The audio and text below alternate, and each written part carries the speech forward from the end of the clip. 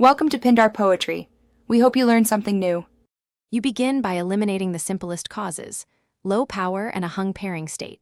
First, check the battery percentage and charge or swap cells until you have more than 20%. A blinking ring often signals low power. Once done, remove and reseat the battery or pack to clear poor contacts.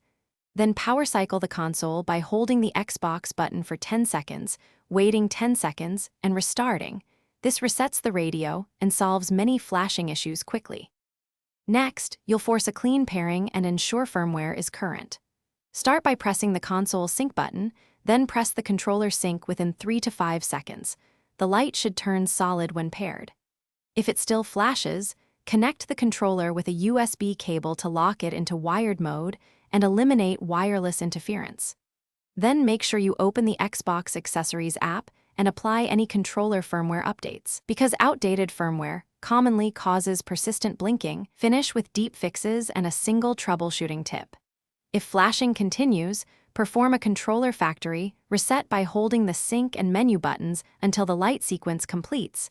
This clears corrupted settings.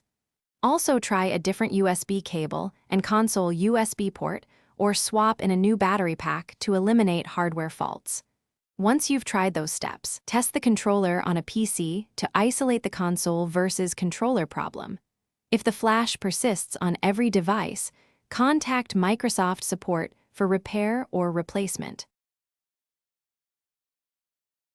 Thanks for watching. Consider subscribing if we helped you.